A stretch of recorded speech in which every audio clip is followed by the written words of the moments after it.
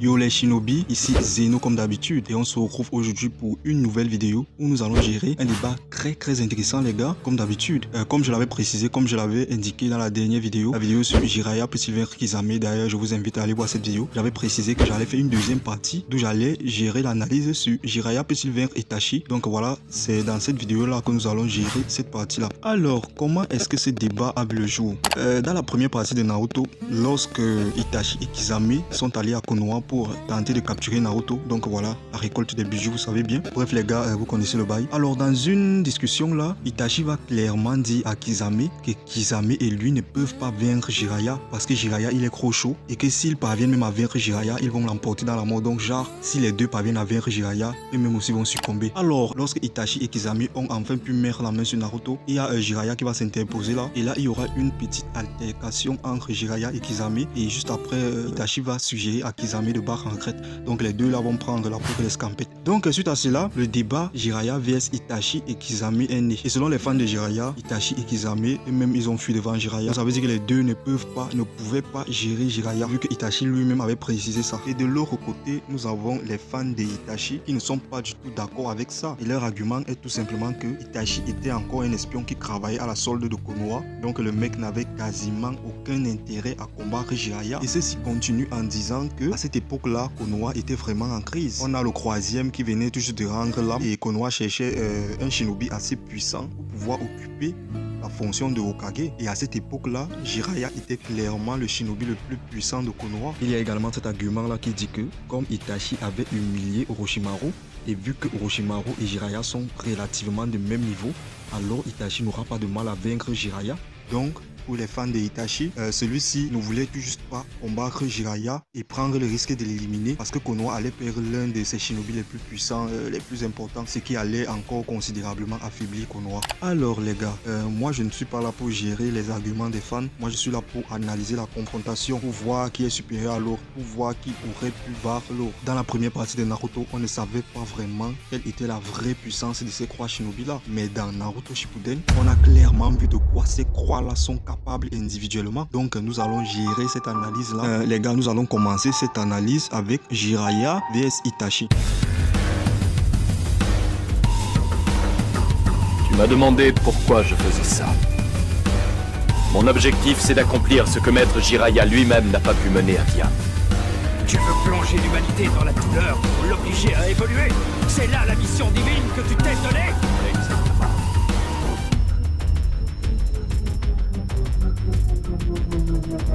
Je te délivrerai de cette vie. Essaie. Allez!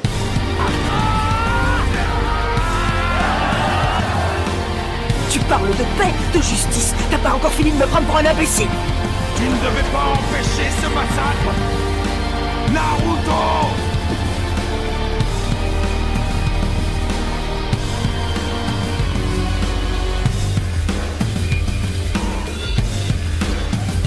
Je ne laisserai jamais mes compagnons se faire exterminer.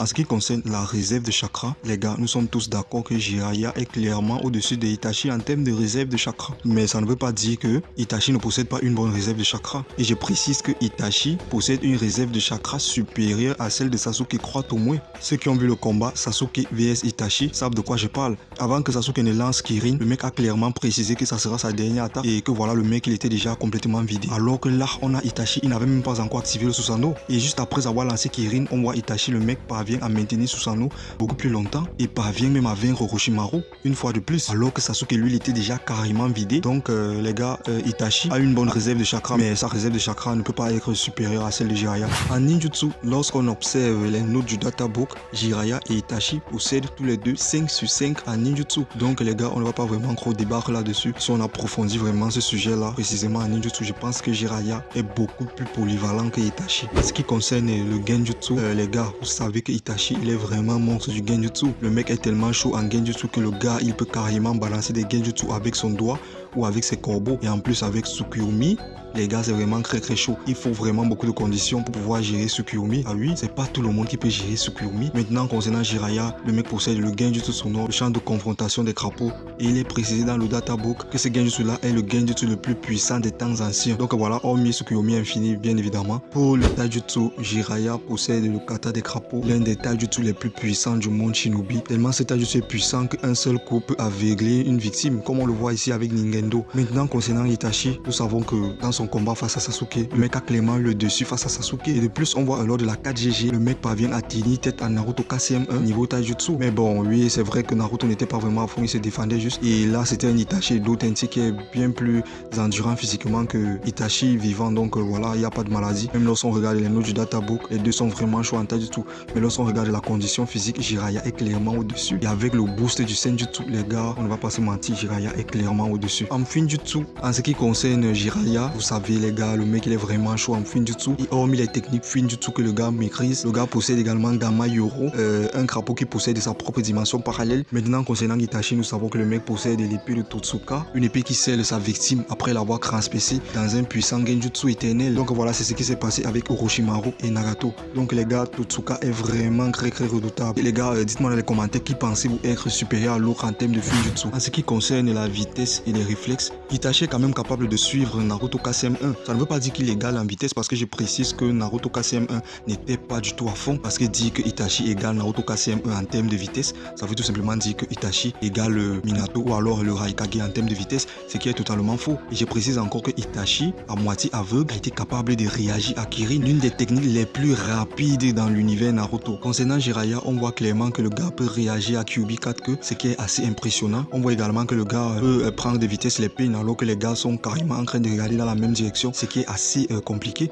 lorsqu'on voit que Kakashi n'a pas pu prendre de vitesse Shurado parce que Tendo avait vu l'attaque venir de loin. Donc voilà, c'est un peu ça. Pour la défense les gars, il n'y a pas vraiment un gros débat là-dessus. Itachi est clairement supérieur à Jiraiya en termes de défense. Le Mecha Susanoo qui est déjà d'abord une défense très résistante. En plus de cela, le mec a le miroir de Yatta. En ce qui concerne l'intelligence, lorsqu'on consulte encore les notes du databook, Itachi est légèrement supérieur à Jiraiya. Les gars, dans les combats d'Itachi, nous savons tous que le mec a toujours utilisé sa matière grise de façon non mais vraiment très impressionnante. Et on voit aussi dans le combat contre Nagato, le mec a décelé les secrets de Nagato assez rapidement. Le mec a compris le point faible du Shibaku Tensei genre en quelques secondes. Mais de l'autre côté, ça ne veut pas dire que Jiraiya c'est un cum. Jiraiya est aussi vraiment très intelligent. Le mec a aussi été capable de découvrir le secret des peines, ce qui est assez impressionnant. En endurance, les gars, il n'y a pas de débat dessus. Jiraiya est beaucoup, mais non, mais beaucoup plus endurant que Itachi. Déjà que Itachi, il a deux défauts en termes d'endurance. Premier défaut, son Mangekyou Sharingan, qui réduit considérablement son endurance. Et le deuxième défaut de son endurance, Itachi vivant, le mec, il est malade, ce qui réduit encore considérablement son endurance. Donc, en termes d'endurance, il n'y a pas de débat là-dessus. Jiraiya est clairement supérieur. Et lorsqu'on consulte encore les notes du databook, mais les gars, le mec a 2,5 en endurance, alors que Jiraiya a 5 sur 5 en endurance. Alors les gars, on termine ses capacités au combat, ses aptitudes au combat avec l'expérience. Même ici, il n'y a pas de débat, Jiraiya est plus expérimenté qu'Itachi. Mais ça ne veut pas dire qu'Itachi n'est pas expérimenté. C'est juste que Jiraiya est beaucoup plus expérimenté. Le pire, c'est que lorsqu'il passe encore en Senjutsu,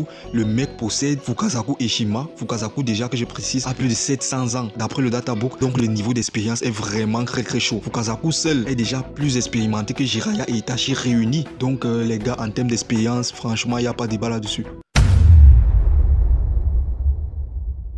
Déjà, nous avons tous vu qu'avec l'estomac du crapaud, ça ne peut pas marcher sur Itachi. Amaterasu a géré l'estomac du crapaud très facilement. Concernant les invocations de Jiraiya, précisément Gamabunta, que je précise est capable de tenir tête à Shukaku, capable d'effectuer des techniques suiton, dont le mec est capable d'exécuter ses propres techniques. Et avec son agilité, c'est vraiment très difficile de dire que Itachi va facilement vaincre Gamabunta avec Susanoo, aussi facilement qu'il a géré Yamata no Orochi. Je ne dis pas que Gamabunta est plus puissant que Yamata no Orochi. Je dis juste que Gamabunta est plus agile et a une meilleure mobilité. Et puis même si Itachi ne peut pas gérer Gamabunta avec Susanoo, bah il y a Amaterasu. Je vous rappelle que lors de la 4GG là, Itachi avait géré les invocations de Nagato avec Amaterasu.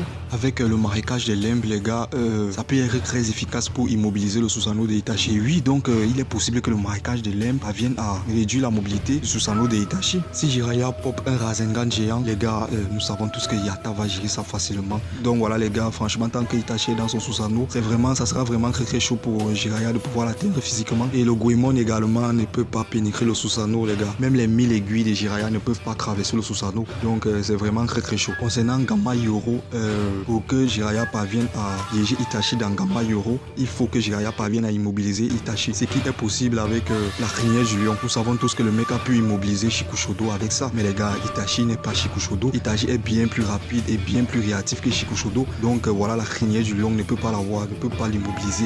La technique de Jiraiya qui peut fonctionner à 100% sur Itachi, c'est le Genjutsu sonore les gars. Le champ de confrontation des crapauds, c'est tout. Parce que Itachi n'a aucun moyen de gérer ça. Maintenant, concernant Itachi, comment Itachi peut battre Jiraiya? Déjà avec le Katon, nous savons tous que ça ne peut pas fonctionner contre Jiraiya. Donc avec une technique Suiton, Jiraiya gère très facilement. Et pour le Genjutsu, précisément Tsukuyomi, les gars, c'est là où les choses sérieuses commencent. Je rappelle que Tsukuyomi s'active genre en 0 secondes. C'est un Genjutsu du Mangekyo Sharingan les gars. Et Jiraiya il gère ça comment? Premièrement, ce n'est pas un Uchiwa. Deuxièmement, il ne possède pas de Mangekyo Sharingan pour gérer ça. Donc c'est game over. Donc il y a une possibilité que Itachi parvienne même à conclure ce combat dès le début, dès les premières minutes avec Tsukuyomi.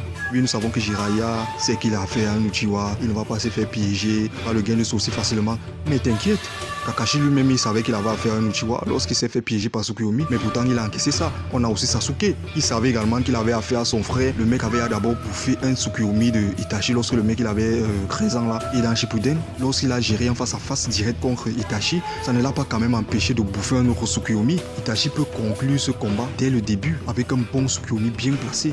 Ah oui, maintenant il y a Amaterasu. Amaterasu les gars, pour gérer Amaterasu, il faut minimum 2 conditions. Premièrement, il faut avoir des réflexes de malade. Deuxièmement, il faut avoir une vitesse similaire à celle du Raikage. Nous savons que Jiraiya, grâce au Senjutsu, possède quand même des réflexes assez considérables. Mais maintenant, niveau vitesse, dans les combats contre les Pain, on voit clairement comment le mec a été surpris par Shurado, alors que le mec avait toujours son Senjutsu actif.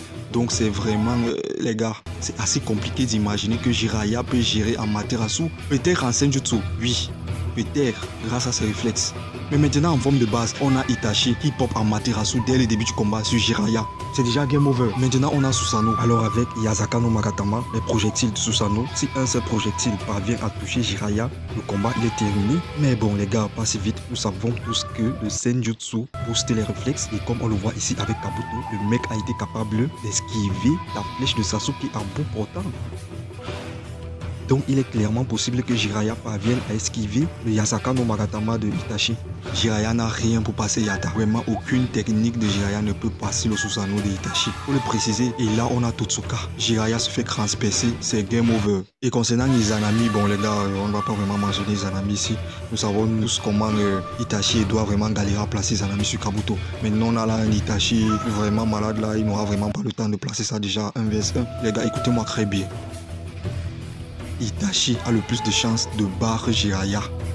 Et ceci s'explique tout simplement à travers le fait que Itachi peut vite conclure le combat dès le début, soit avec Tsukuyomi, soit avec Amaterasu. Maintenant concernant Jiraiya, lui, le seul moyen qui peut fonctionner à 100% contre Itachi, c'est le Genjutsu sonore. Et il y a un autre moyen, la carte de l'endurance. Tout simplement parce que nous savons que plus Itachi utilise son Mangekyo Sharingan, plus son endurance diminue, plus il est susceptible de perdre la vue. Et maintenant dans ce combat, on y ajoute Kisame.